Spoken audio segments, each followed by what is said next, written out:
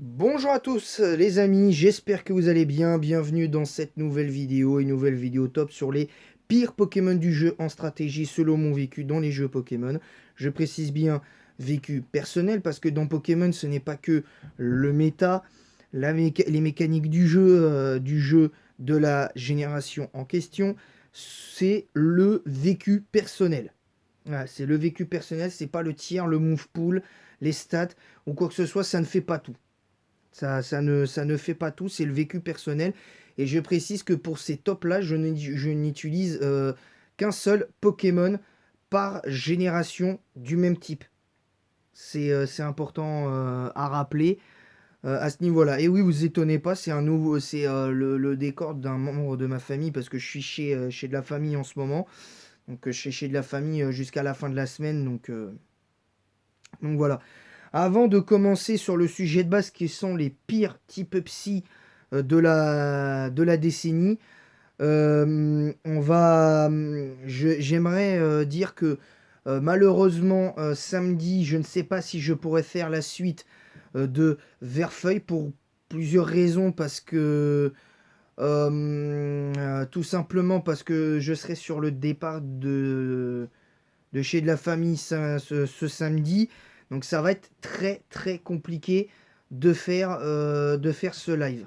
Ce sera compliqué. À moins de le faire éventuellement en fin de journée et encore. Et encore parce que j'en suis pas non plus ultra convaincu. Je suis pas non plus ultra convaincu de tout ça. Mais il y a très peu de chances que ça se fasse le live de Verfeuille cette semaine. Voilà, je tenais à le dire à ce niveau-là. A noter que pour le prochain épisode de Verfeuille, comme pour Pokémon Emerald, j'ai décidé d'ajouter la règle des 3 secondes chances, c'est-à-dire que Pikachu, Bulby, tout ça, s'ils perdent 3 fois, ne pourront plus continuer le let's play. Et pareil dans Pokémon Emerald. Voilà, comme ça, au moins, vous savez.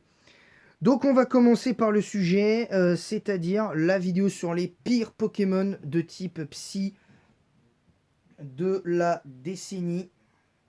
Enfin, quand je dis décennie, c'est un peu exagéré, hein, on va pas...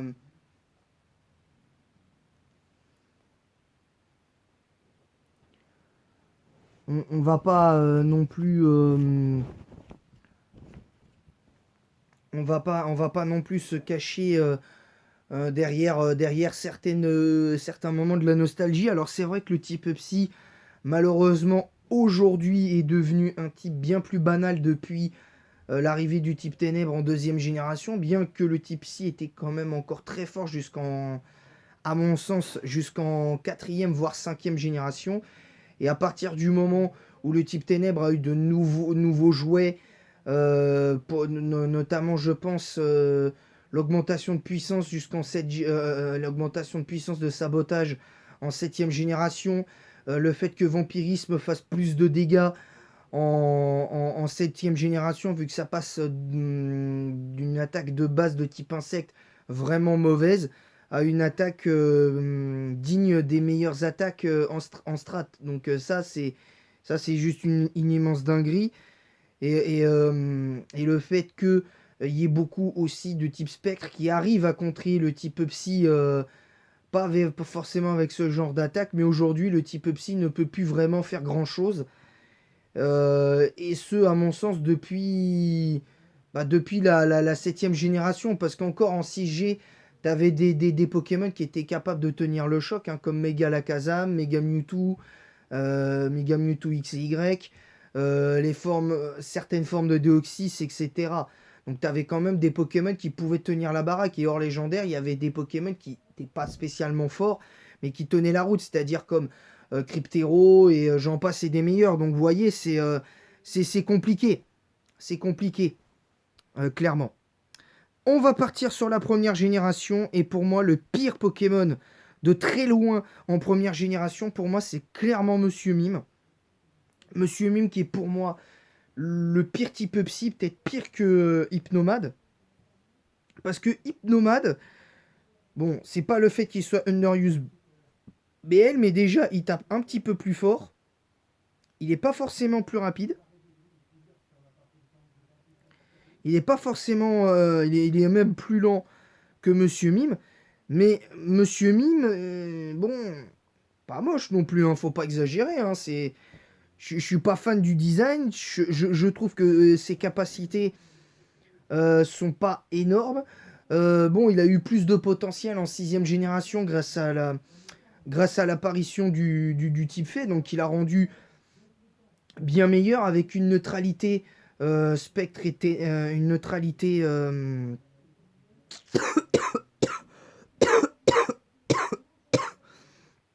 avec une neutralité quand même au type ténèbres, une immunité au type dragon, une double résistance combat et une résistance à lui-même, ce qu'il avait déjà à l'époque.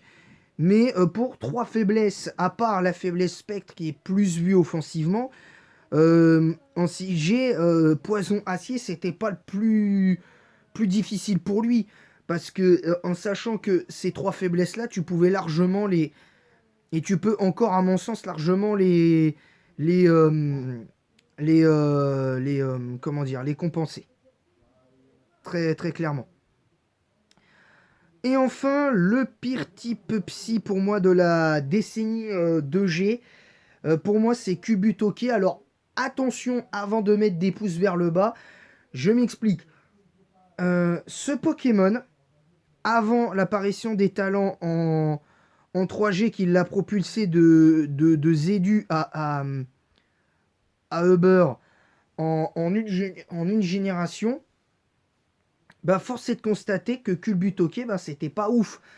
Donc, en sachant que les talents, le problème c'est que qu'il soit aussi peu fort offensivement, c'est une chose, mais qu'il y ait aussi peu de défense, je comprends pas. Parce qu'avec cette base de PV gigantesque de 190, pour moi, tu aurais dû avoir au moins 105 dans les deux défenses. Parce que justement, ça aurait justifié l'aspect vraiment défensif du Pokémon à ce niveau-là. Ça l'aurait, à mon sens, justifié. Le troisième Pokémon pour moi, lui, il est peut-être Uber, mais pour moi, il n'a pas sa place en Uber, c'est Deoxys. Et je parle de Deoxys de base. Je parle de Deoxys de base. Parce que si on analyse les autres formes, Deoxys attaque, c'est juste infernal. La même chose pour Deoxys défense, qui est pour moi extrêmement fort. Deoxys vitesse, qui est extrêmement fort également. Donc voilà, donc t'es quand même préparé à ça.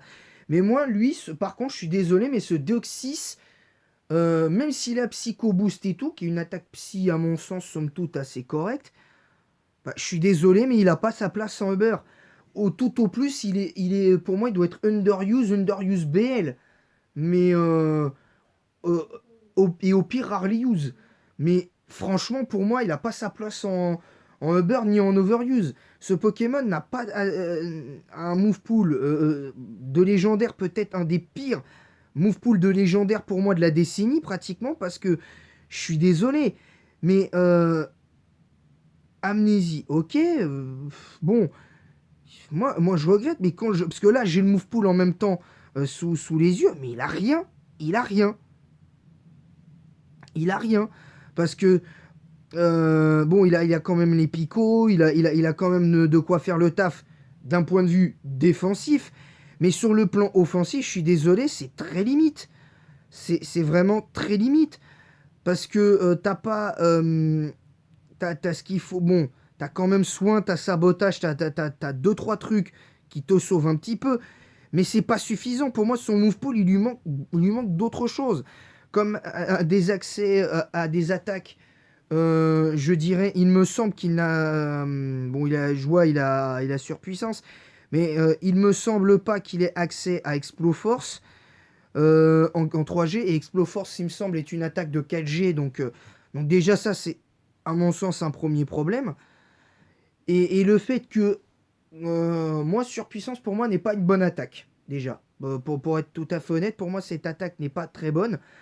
Pour deux raisons. Parce que j'estime que c'est bien de mettre une attaque combat aussi puissante que close combat, si ce n'est plus. Mais si c'est pour baisser ton attaque et ta défense, ça n'a aucun intérêt. Je préfère 100 fois baisser ma défense et ma défense spéciale avec close combat. Je préfère 100 fois utiliser close combat que surpuissance. D'autant que surpuissance peut rater en plus. Donc ça déjà pour moi c'est un premier problème. Déjà, d'entrée de jeu. Rapidement, la 4e génération pour moi a vu son lot de Pokémon assez moyen au possible. Et le pire d'entre eux en 4G pour moi c'est Groray. Sans trop de discussion parce que Isogress ça sert à rien. Tempo perso ça l'aide mais pas... Mais à mon sens pas complètement. Il a des stats paradoxalement qui sont pas si mauvaises que ça en soi. Son bulk défensif est en soi pas si mauvais de 80, 65, 110. Donc c'est en soi pas si mauvais. Il n'a pas, à mon sens, un move pool ridicule. J'ai vu son move pool hier soir. Mais bon, franchement, pas terrible quoi. Pas terrible. 5e génération pour le coup. Pour moi, le pire Pokémon, non, c'est pas Cryptero, c'est pas non plus Cresselia, ni, comment ça s'appelle, Charmina, ou même Rhinolove. Pour moi, le pire type psy, c'est de la 5G, c'est Eoko, tout simplement, parce que ce Pokémon a les stats de Pokémon qui peut encore évoluer. Ce Pokémon ne sert strictement à rien, t'as aucun intérêt à jouer ce Pokémon. Ce Pokémon a un move pool qui est à mon sens qui est pourtant plus qu'honorable. Malgré tout, bon, il a distorsion, ok, il a écosphère, il a quand même des trucs voilà, qui sont assez intéressants. Mais au-delà de ça, c'est pas un Pokémon que tu as envie de jouer et tu peux pas réellement compter sur lui. Alors peut-être que si tu le joues dans ton aventure, éventuellement, il peut faire le taf, il peut ne pas te décevoir. Mais en stratégie, c'est pas un Pokémon qu'il faut que tu joues. C'est pas un Pokémon qu'il faut que tu joues. C'est un Pokémon, honnêtement, vraiment dans les tréfonds du peloton, clairement, ce Pokémon-là. Et enfin, le 6e Pokémon dont on va parler, là, c'est... Là, pour le coup, c'est plus par... je vais dire pas simplement limite par orgueil que je le mets dedans. C'est à la fois par orgueil, mais parce que ce Pokémon, pour moi, respire le côté anti-compétitif. C'est Jirachi. Je le mets dans les pires types psy de la 6e génération pour 2 raisons. Déjà, la première, c'est que ce Pokémon est anti-compétitif parce que Sérénité plus Roche Royale, je suis désolé, mais là, c'est trop. C'est trop. Ce Pokémon, en plus, en sachant qu'il a beaucoup d'attaques qui peuvent flinch, comme coup de boule, tête de fer, psy coup de boule et j'en passe, bah, je suis désolé, mais pour moi, c'est anti-compétitif. Ce Pokémon aurait dû être Uber en 6e et en 7e génération. En fait, ce Pokémon, pour être honnête avec vous, quand il a été introduit en 3e génération, il aurait dû être Uber. Il aurait dû être Uber depuis la 3e génération, ce Pokémon. Voilà, c'est officiel. Et même, je trouve que, je sais pas si, je crois qu'il est disponible en 9G, et comme par hasard, il est rarely use. Et pour moi, ce Pokémon doit être Uber. Dans toutes les générations qui ont suivi, il aurait dû être Uber. Ce Pokémon est anti-compétitif. Déjà, il peut te stall, il peut t'empêcher de jouer. Et ça, je suis désolé. C'est bien que le jeu te dote de techniques qui te permettent de battre l'adversaire, limite de l'humilier sur son jeu Pokémon. Mais est-ce que c'est ça le but de Pokémon? Non. Le but de Pokémon est peut-être effectivement de gagner tes badges, de gagner la ligue, de vaincre la team de méchants. Et quand tu as fini ça, tu finis le Pokédex, quelques quêtes annexes et tout ça. J'en passe, c'est des meilleurs. Oui, ok, ça d'accord. Mais c'est injustifiable d'utiliser des techniques qui sont anti-compétitives. Parce que ces techniques-là, bon, elles existent dans le jeu, d'accord, tu peux les utiliser quand tu fais ton aventure. Mais il y a un règlement qui est mis en place dans les jeux, quand tu joues au jeu, donc tu dois faire attention. Tu dois montrer, tu dois avoir un metagame équilibré. Et ça, c'est important. Clairement, c'est important. Le prochain Pokémon dont je vais parler pour moi, c'est Créfolet. Créfolet, je le mets par défaut parce que Créfolet, pour moi, en 7G, il n'est pas si nul. Pour moi, il n'est pas si nul. Le seul problème, c'est pourquoi lui avoir mis 105 en attaque. Pourquoi lui avoir mis 105 en attaque en sachant que tu aurais pu... Les 80 de vitesse auraient dû être en attaque. Moi, j'aurais juste inversé ça. Et ça suffit. Parce que son bulk défensif est excellent. Il est pour moi même limite parfait. Il n'y a pas besoin de rajouter. Son attaque spéciale, j'ai pas besoin de rajouter plus. Hein, pas plus d'attaque spéciale. Les stats défensives, je les laisse telles quelles. La stat offensive en attaque spéciale, je la laisse telle quelle. Mais 105 en attaque, c'est pas logique. C'est pas logique. Tout simplement. Ces stats manquent de logique. Surtout avec ce qu'il est en capacité de faire. Et je vous avoue qu'il y avait match avec Gouroutan. Pour le coup, il y avait match pour moi avec Gouroutan. Dans les faits. Mais bon, on va dire admettons. On va dire admettons. En 8ème génération, enfin en 8ème génération, pour moi, il y a match entre Astronel et Articodin de Galar. Mais je vais mettre Articodin de Galar quand même devant. Parce qu'il a battant, il a les stats, pratiquement les mêmes stats que le Articodin qu'on connaît de base. Mais pour moi, il est encore plus nul que, nul que le Articodin de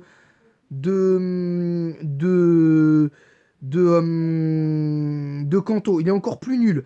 Parce que son double type Psy, même si Glace-Vol défensivement c'est pire que Psy-Vol, mais et que les faiblesses Psy et Vol, c'est plus de ce double type-là.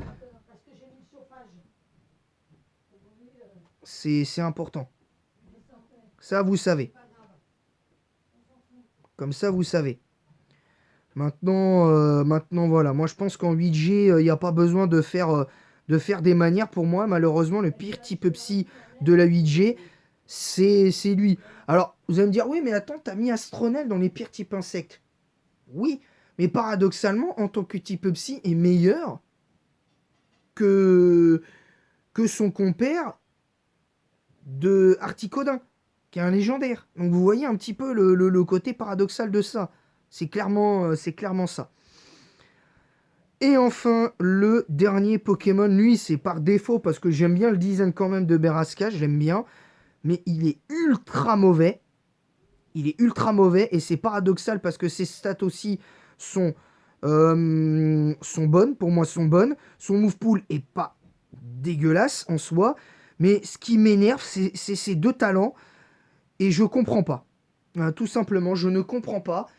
Les talents, la logique des talents de ce Pokémon, parce que télépathe, on peut comprendre éventuellement la logique, parce que les types psy, mental, tout ça, ok, d'accord.